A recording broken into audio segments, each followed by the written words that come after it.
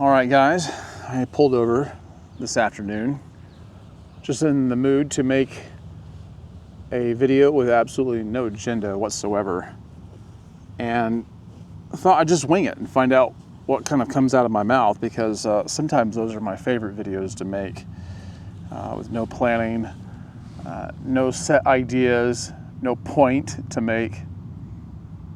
Sometimes I just want to talk, and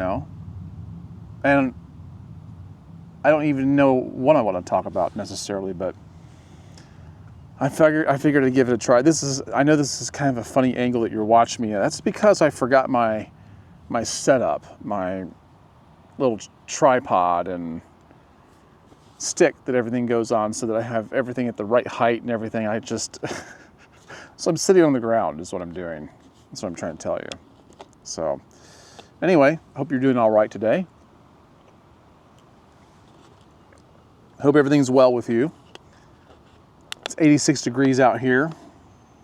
Maybe a little bit cooler in the shade, like I am right here, but not bad. It's not bad. It doesn't feel too shabby. You might be hearing some planes fly overhead here shortly, because this week is the Sun and Fun down here in Lakeland. They do this every year. It seems like it lasts a whole month, but I think it's only 1 week. And I'm ever so thankful when they don't have me working on that side of town, because the traffic is just horrendous over there.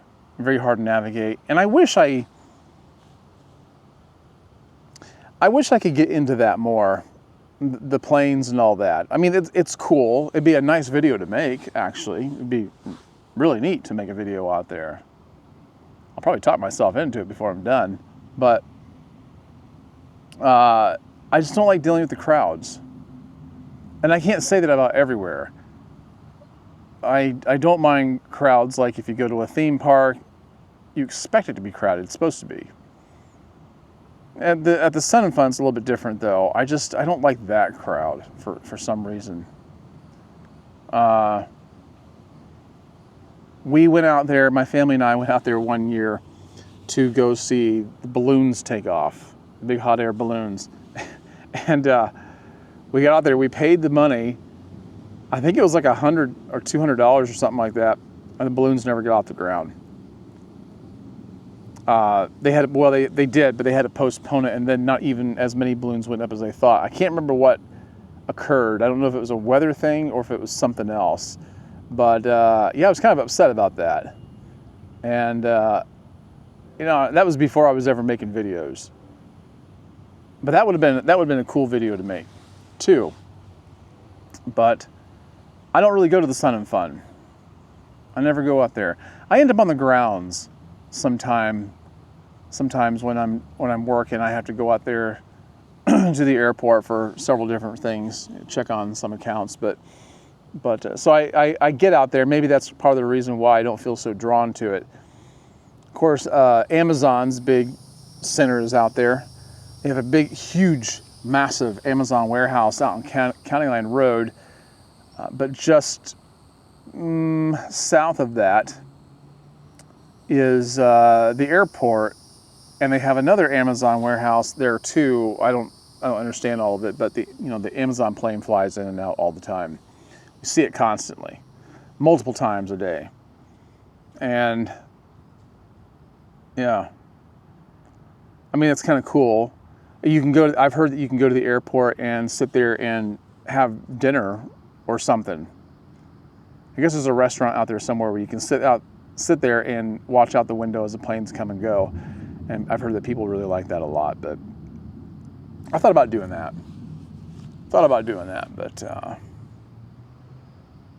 haven't done it yet. My wife and I got invited to a party one year for her work. I think it was a city-related thing. We got to sit out there by the tarmac and have dinner with a bunch of people. And I think it was at the end of Sun and Fun is what it was, because the Blue Angels flew over. They put on a show and they had all these things going on, and then the pilots, the Blue Angel pilots, They actually came down to where we were and joked around with us quite a bit. A funny bunch of guys. You can tell they're kind of wild. I guess you'd have to be to do something like that. So anyway, do you guys take naps? I do. I enjoy my naps. I try to get a nap every day. At least a 20-minute nap every day. I find them invaluable. When I was a kid, I hated naps, and my mother would make me, she'd make all of us. So I don't remember her doing this with my two older brothers so much, but with me and my younger brother, she did. She'd make us take naps every day, and I always felt like I was going to miss out on something. And I was never tired. Not like I am now. I could take naps anytime now. I'm tired more often. But when we were little, I hated naps because it just felt like, why should I pretend that I'm asleep for you when I'm not even tired? But it's really more about her, so she can have some time away from us is what it was, I'm sure.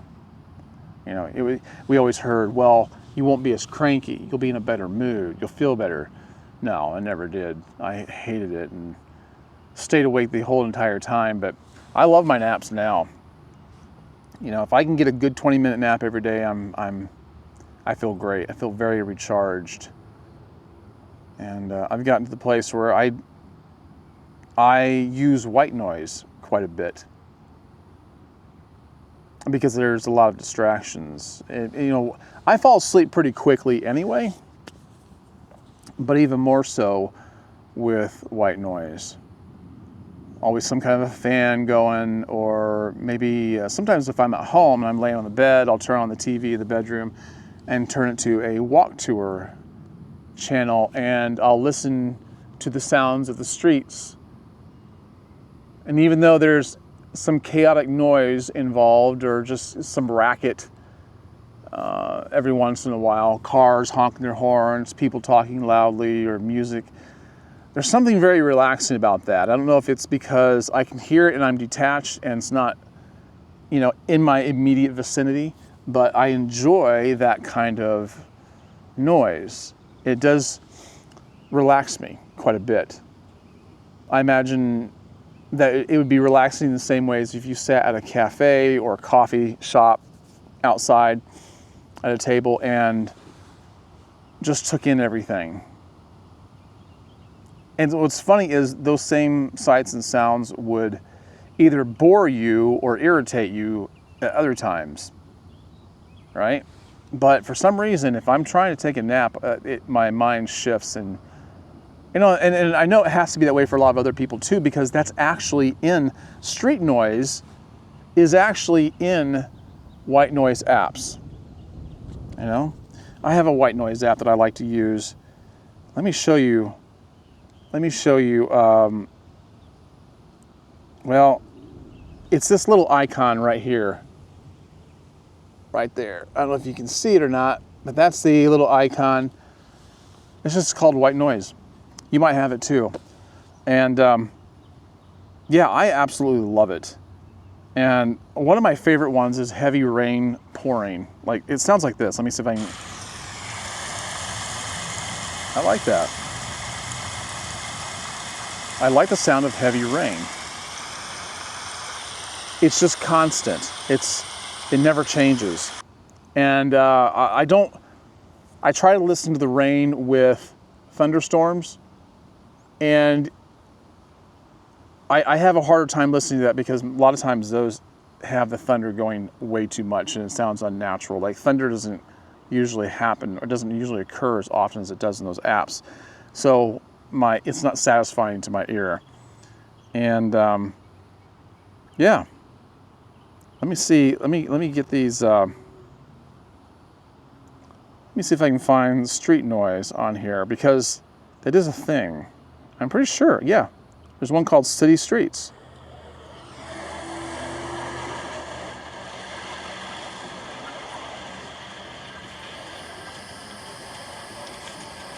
But usually I just turn on a YouTube video for that. Yeah, that's nice. And there's one called Crowded Room. So it just sounds like people mingling at a party. Yeah, I like that. I like that a lot. And also, what's another one of my favorite ones? Airplane travel. Here's the thing, I've flown commercially a couple times and I did not enjoy it at all, but this sound right here, I like that. I like the just one steady, constant noise all the time. And one I don't like is heartbeat. No, I do not want to hear that. Reminds me too much of my, like, maybe I gotta turn it up. Yeah, I don't want to think about that. You got Tibetan singing bowls. I don't think I could fall asleep to that. Oh man, there's a lot of good ones that I like out there. One, I gotta turn that one off. I was trying to listen to this earlier, Amazon Jungle, but I enjoyed the sounds of the birds chirping so much I didn't want to fall asleep, so as a result I didn't. Yeah. It sounds great. It's relaxing, yeah. But you know, another one I really like a lot is, well, they have rain on car roof. So you have different kinds of rain sounds, but you know, they mix it up a little bit. What else do they have? I wanted to show you. A water sprinkler. Now, that's, for some reason, that's a sound that will just put me right to sleep. But you see how it's just constant and steady all the time? Yeah. So I do like white noise. I appreciate it a lot. Here's one more. Boat swaying in water. I like the sound of that, but I couldn't fall asleep to it. Yeah, that's enough of that, I guess. But yeah, good nap is very rejuvenating for me. I like it a lot. It's just so relaxing.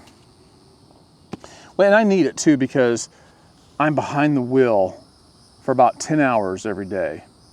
You know, 8 hours for my job, and then I take my wife to work, I take her to pick her back up, and that adds about another 2 hours of my day every day. And so, yeah, just being behind the wheel all the time drains me. And I do work out in the morning, and that helps me out a lot. If I didn't have any kind of exercise, you know, that I regularly attended to, then I think I would have a very difficult time. I think it'd be very unhealthy. But I feel pretty healthy. I think I'm pretty healthy. That's important to me. So I hope you're getting your naps. Hope you're getting your exercise in. What kind of exercise program do you have anyway? Personally, I like calisthenics. I've never gotten into weights. I gotta move my leg a little bit. I've never really gotten into weights. People have tried to get me to go to the gym with them. Even when I was growing up, my parents bought me a weight set when I was, for Christmas when I was a kid, and I liked using that, but I didn't use it that often. And I've just never really taken to it. I didn't like the idea of actually having to go to a gym to exercise. I wanted to be able to exercise wherever I was at. And I didn't like the idea of having all of that in my garage or in my house somewhere. So I just never got into it. I've always had a deep appreciation for, you know, push-ups, pull-ups, chin-ups, dips, stuff like that. Because you can get a great physique doing that. And you can do it anywhere. You can find some way of doing it anywhere. And I knew a lot of guys growing up that did calisthenics who were just in phenomenal shape. And that really influenced me quite a bit. So that's why I've always stuck to it. And I probably always will. I can't ever see myself getting into lifting weights. You know, I've always, you know, when I was a kid, I wanted to be a gymnast, but I wanted to be a lot of things, but I couldn't find, there was nobody to teach gymnastics. or where I was growing up. You know, it just wasn't. And if they did, if you could find some place, it was always just for girls. You know, I wanted to be a boxer too, but there were no boxing gyms where I grew up. I didn't grow up in big cities. And I wanted to get into martial arts and couldn't hardly find those. And then when they did come around, when Taekwondo got really popular, there's a Taekwondo school in every corner. They were expensive, and I didn't really like that particular discipline anyway. But yeah, I mean, I've done it a little bit, but what I did mostly was Kung Fu. I did that for 10 years, but I don't know how I got off on that, but anyway. Oh, man. Just kind of browsing through a book right now to see if there's anything I want to share with you guys. You know, speaking of Amazon, you know, delivery services like UPS, USPS, FedEx, Amazon. Listen to this. I saw this in this book one day. It said, on average, a package bought online will be dropped 17 times on its way to you. On average, 17 times. You know, you see these reviews on Amazon or on anything else about how people got a package and it was damaged, and somehow people think that it was the fault of the people who actually sold you the product. Not all the time people think that, but in a lot of cases I do see that. And but it's once it leaves their shop or wherever, between there and you, it gets dropped about 17 times. It's crazy. Here's a good quote by Barbara Johnson. I think she used to write funny books, didn't she? I think my mom had her books. She said, a balanced diet is a cookie in each hand. A balanced diet. Yeah, I love cookies. I really do. I absolutely love cookies. What are your favorite cookies anyway? With me, it just depends. I do like Oreos and milk. I like chocolate chip cookies if they also have white chocolate chips in them. Those are I just love white chocolate. It's delicious. I read a quote, I think it was in the same book, by Joan Rivers. She said, I'm such a bad housekeeper that people wipe their feet when they leave. I thought that was hilarious.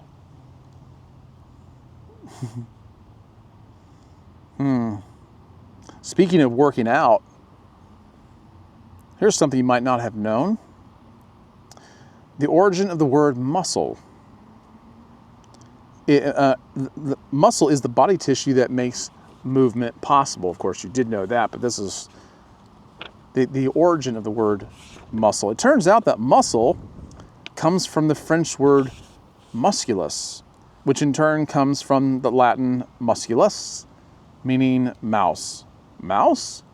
Yes, mouse. Lift up your sleeve and expose your bicep. Now flex your muscle.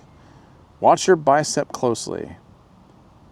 Kind of looks like something is moving around, doesn't it? It almost looks like a little mouse running around there under your skin. And this was actually from Hot for Words by Marina Orlova. Do you remember her?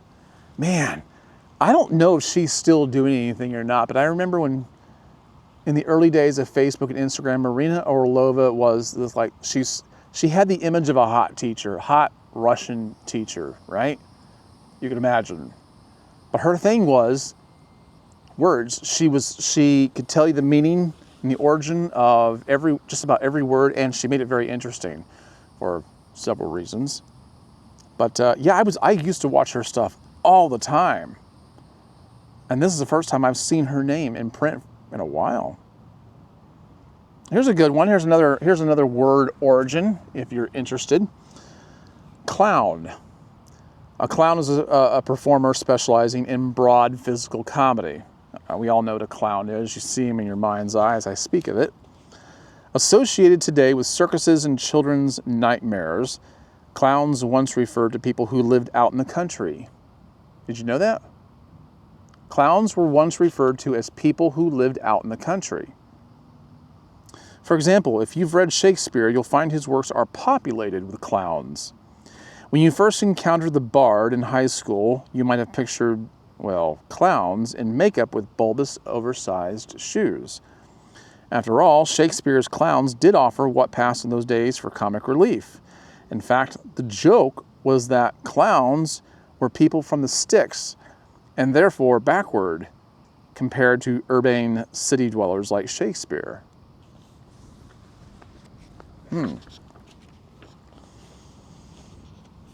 Well, you know, I guess I've always referred to people who lived out in the sticks as, you know, hicks, rednecks, country folk. I don't know, any number of things. I can't think of them right now, but I think maybe we should bring clowns back, or maybe that's just too mean. Is that mean? It's interesting, but I do like that. It's an interesting word origin.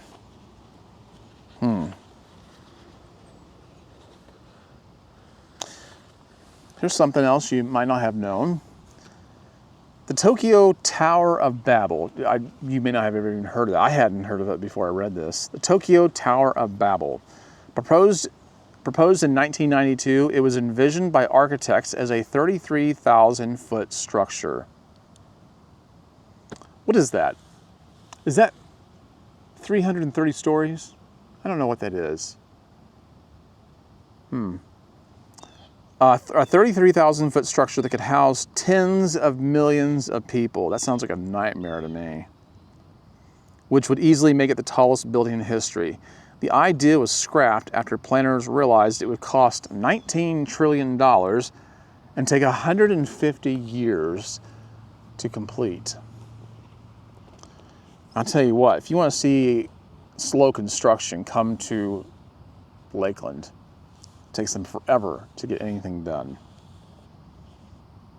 But I don't think I could wait 150 years to move into a place like this. I wouldn't wait 1 year. I talked about this, I think, in another video. You can remind me if I have. In 2008, Gerald Melon decided to end his life in what people later described as a manner most unusual. The wealthy Welsh businessman was he was mired in debt, and he blamed his troubles on his estranged ex-wife. Wanting to leave her with nothing, Melon, 54, that's how old I am, canceled his life insurance policy and then tied one end of a rope around a tree and the other end around his neck. Then he got into his convertible Aston Martin and sped off. According to Wells Online, officers found his headless body on the leather driving seat of the car with his head on the back seat. The things that people will do to get back at others, especially in divorce cases, marital conflict, jilted lovers, the things that people will do to get back at somebody else or to make sure that somebody else doesn't get what they want. It's just absolutely crazy. You know, this reminds me, this behavior right here reminds me of a book I've been rereading called Man Against Himself by Carl Menninger. Terrific book. It's about man's self-destructive behavior. We all have a self-destructive bent. It's on a spectrum.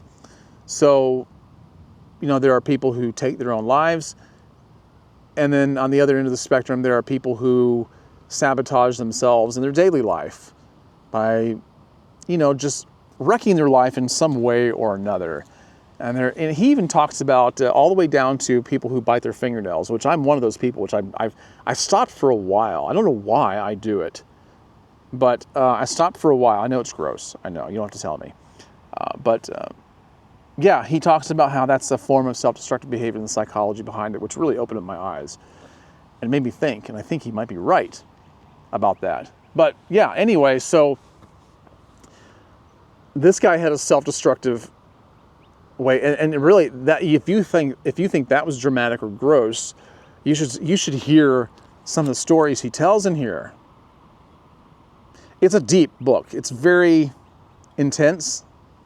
You just have to take small bites at a time. because it's a lot to digest. I'll leave a link for it down below if you want to get it. But it's a great book. It's my second time rereading it. If I'm rereading it, it's a good book. It's a really, really good book. But yeah, I know it surprised me at how self-destructive we actually are. Truly. Here's another good quote by Robert Frost, the poet Robert Frost. He said, "Don't ever take a fence down until you know why it was put up." I like that. We're always trying to remove markers or boundaries, aren't we, between us and somebody else, or between us and an opportunity. And we don't think they should be there. Maybe we have good intentions. Maybe we want to nurture a relationship that people are saying, no, I want you to stay at arm's length. They'd like you to stay back there. We're like, look, listen, I really care about you. I want to get closer to you. And they're like, no, don't you see this fence between you and I? and it's there for a reason. And it may not be because of you. They might, even if they think it's because of you, it might be because of them. You'd be surprised at how people think of themselves. But the boundaries, the fences, and the walls are there for a reason.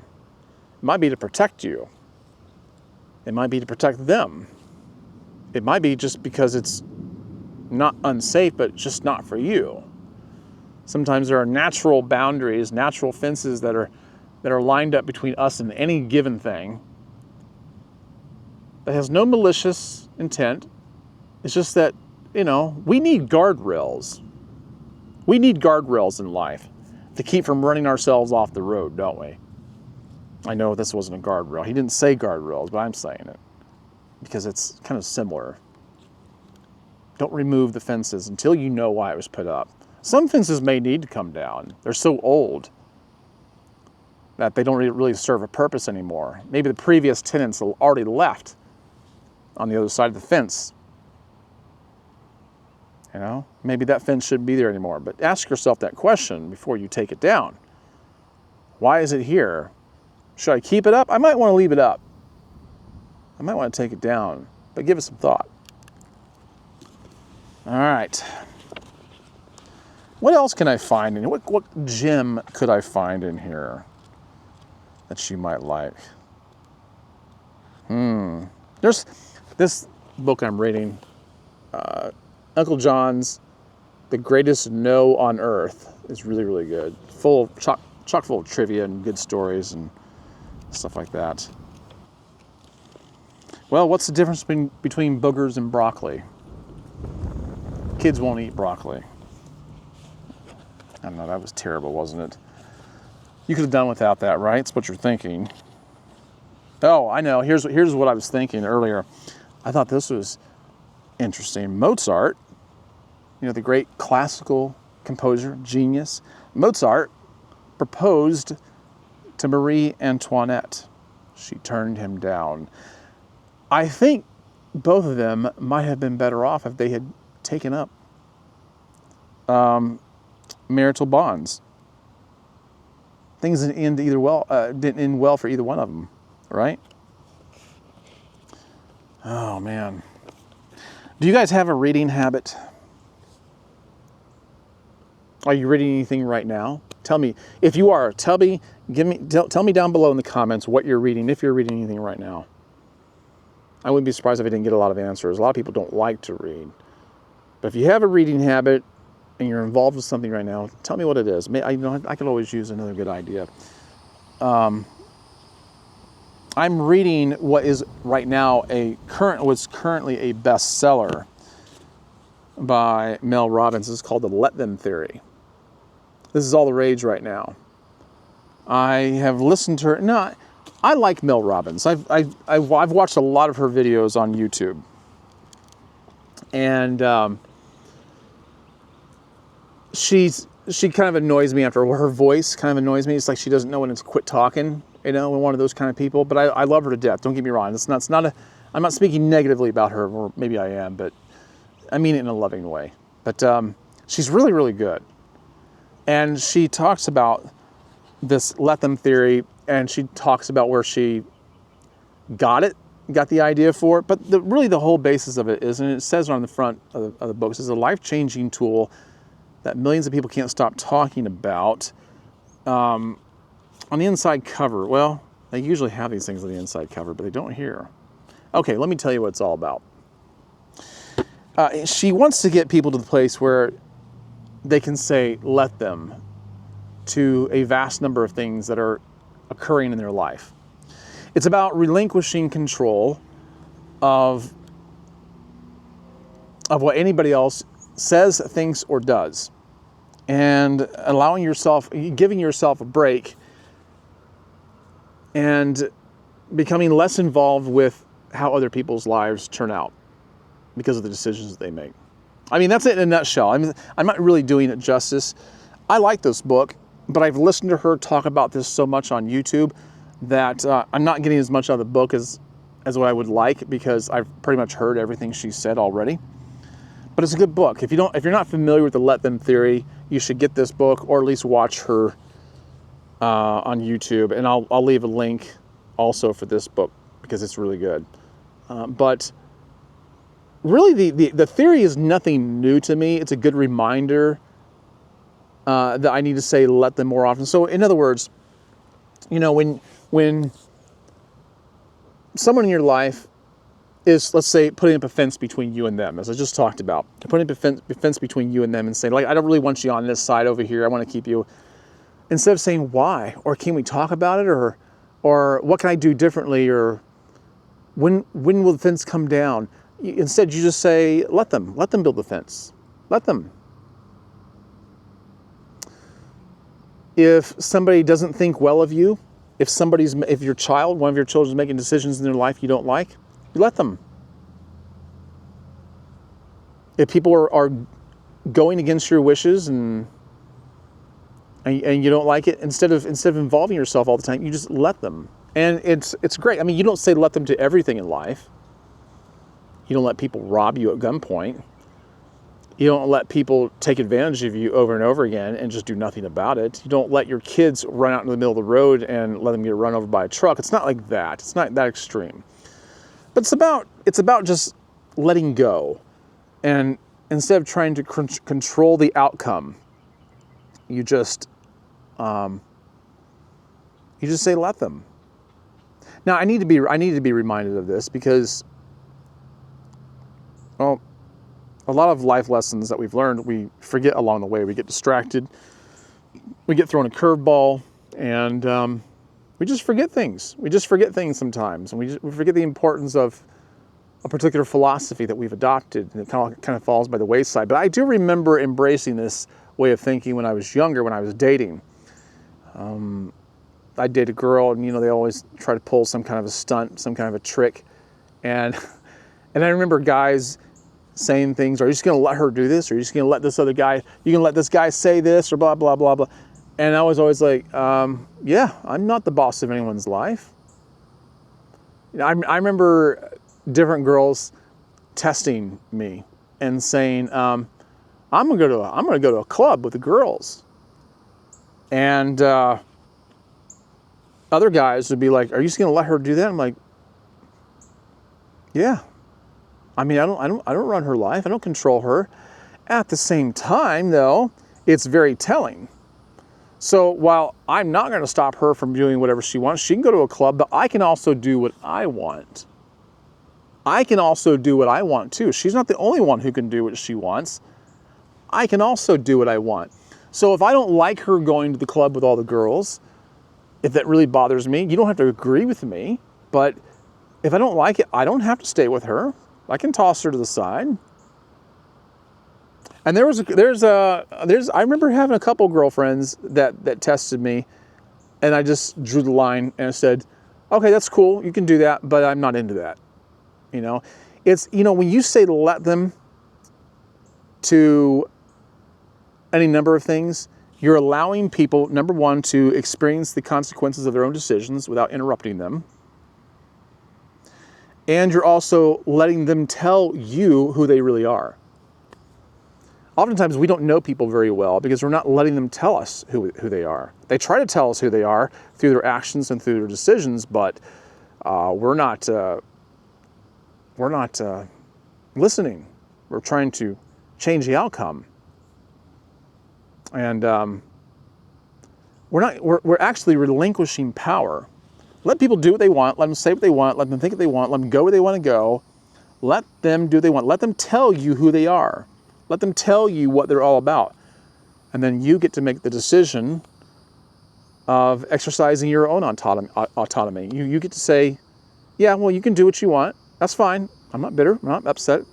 Maybe a little disappointed, but no, I can do what I want. Don't waste your time trying to change people. Don't waste your time trying to get other people to avoid the consequences of their own behavior. Let them do what they want. There's a lot to be said on the subject, but yeah, that's all I'm going to say about it. It's a really good book. And so it's even if you don't get the book, even if you only listen to what I just said, your life is going to be a lot better. Trust me, a lot better. And when I heard her talk about this, I thought to myself, I did think like this when I was younger. What happened to me? So it was a really good reminder. Maybe you need to be reminded too, and that's what this is all about. So, all right, guys. I hope you've enjoyed this random little chit chat. I hope you derived some meaning from it. I didn't set out to turn it into any kind of life lessons or food for thought, but it kind of turned into that. I've enjoyed my time with you guys. Thanks for sticking around. If you have stuck around, hit the like button, all right? Share this with somebody else. And I'll catch you in the next one. In the meantime, be wise.